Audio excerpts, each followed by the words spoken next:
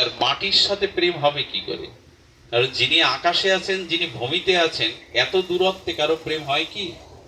হয় না। খুব ধ্যান দিন কথাটির দিকে। শাস্ত্রে বলছে যে দেখো, ধনীর সাথে ধনী, বিদ্বানের সাথে বিদ্বানের, শেঠের সাথে শেঠের, আর যে সমপর্যায়ী সমমনোভাবাপন্ন তাদের সাথে একটা সম্বন্ধ হয়। খুব বড় আর ছোটর সাথে প্রায়শ প্রেম বা সম্বন্ধ প্রায়শ হয় না। তো এই জন্য ভগবান বললেন, ছোটর ছোটত্ব, বড়র বড়ত্ব আর ছোট ছোটত্ব ঘুষিয়ে আমি ভক্তের সাথে প্রেম কেন জানো? আচ্ছা, ভগবানের থেকে বৃহৎ বড় তত্ত্ব কি কিছু আছে? আর আমরা জীব হলাম ক্ষুদ্র, তো ভগবানের সাথে প্রেমটা হবে কি করে? তিনি বিভু, তিনি অনন্ত অসীম, আর আমি ক্ষুদ্র ছোট, আমার সাথে তার প্রেমটা হবে কি করে? গোবিন্দ এই জন্য বললেন, তোমার প্রেমটা আমার বড় প্রয়োজন। হে ভক্ত, হে জীব, তোমার হৃদয়টা, তোমার মনটা, তোমার অনুরাগটা, তোমার প্রীতিটা আমার প্রয়োজন। তাই আমি ভগবান আমার বড়ত্বকে ঘুচিয়ে আমি তোমার মতো হয়ে তোমার কাছে আসি তোমার ভালোবাসা পাওয়ার জন্য। কত বড় অনন্ত মহিমা ভগবানের! আচ্ছা, ভগবান যদি তার বড়ত্বে থাকেন, আমরা কখনো তার কাছে গিয়ে ভালোবাসতে পারবো তাকে? একবার ভাবুন না তার করুণাটা। এই জন্য রবীন্দ্রনাথ ঠাকুর তিনি একটা পয়ারে এই শব্দটা উল্লেখ করেছেন, তাই তোমার আনন্দ আমার পর, তাই তুমি এসেছো নিচে। প্রভু, আমি তোমার কাছে যাওয়ার ক্ষমতা রাখি না, তুমি অনন্ত বিভূষিত, তুমি ঐশ্বর্য মাধুর্যের পরাকাষ্ঠা সচ্চিদানন্দ বিভু বস্তু, আমি ক্ষুদ্র জীব, আমার সাথে তো তোমার প্রেম হতে পারে না। গোবিন্দ এই জন্য বললেন, আমার ভগবানত্ব ঘুচিয়ে আমি ব্রজবাসীদের দুয়ারে কারো ছেলে, কারো সখা হয়ে এসেছি, যাতে তোমার সাথে আমার ভালোবাসাটা হয়। এই করুণা একবার মনে ভাবলেও হৃদয় পবিত্র হয়, যে ভগবান কত করুণা, দয়ালু, ভক্তবৎসল, তিনি নিচে নেমেছেন। এই জন্য গোবিন্দ বললেন, আচ্ছা, সমুদ্রের ঢেউ হয়, ঢেউয়ের সমুদ্র হয় কি? সমুদ্র থাকলে তার তরঙ্গ হয়, কিন্তু তরঙ্গের থেকে সমুদ্র হয় কি? তরঙ্গ থেকে সমুদ্র হয় না, সমুদ্র থেকে তরঙ্গ হয়। তেমন ভগবান থেকে জীবের উৎপত্তি হয়, জীব থেকে ভগবান উৎপত্তি হয় না। তাহলে আমার সাথে তার সম্বন্ধটা ভালোবাসার কারণ করুণা তার না আমার যোগ্যতা? বলুন, করুণাটা তার।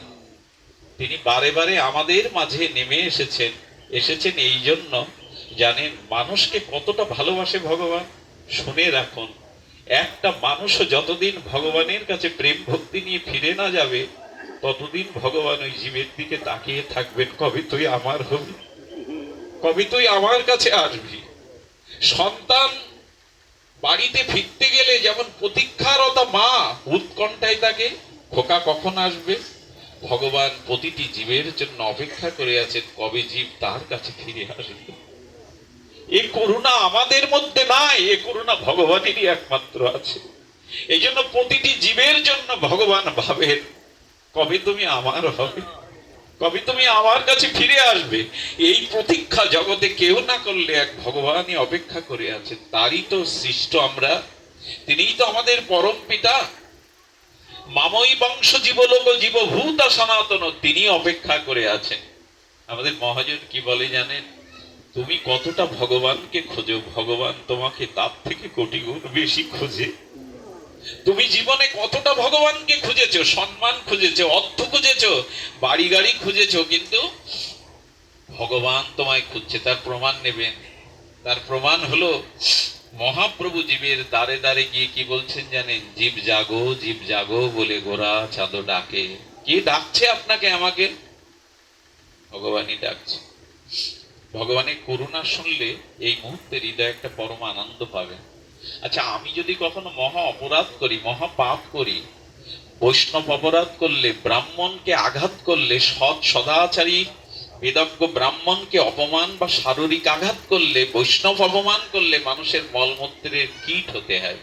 আচ্ছা, আমি যদি কখনো মহা অপরাধের কারণে মলমূত্রের কীট হই, এই সংসারে কোনো আপনজন কি ওখানে আমার জন্য দরদ করবে, মায়া করবে, করুণা করবে? কিন্তু গোবিন্দ কি বলছেন জানেন? অপরাধ করলেও, মলমূত্রের কীট হলেও আমি তোকে ত্যাগ করিনি।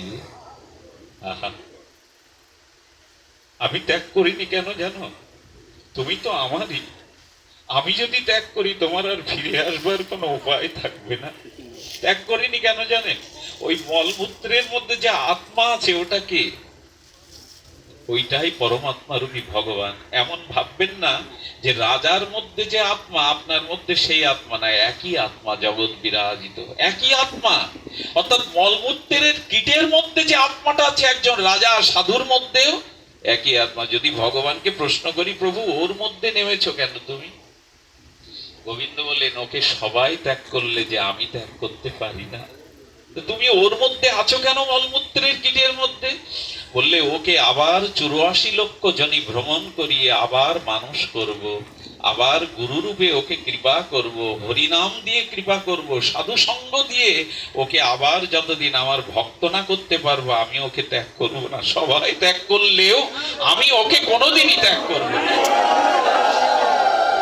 এই ভগবানের এই করুণা, এই দয়া পাবেন সংসারে? কারো মধ্যে আছে কি বাবা? এই জন্য সংসারকে ভালোবাসাটা সহজ। সংসারের ভালোবাসাটা নিগড়িয়ে কিছুটা ভগবানকে দিন। ভগবানকে ভালো না বাসলে জীবনে বড় ক্ষতি হয়ে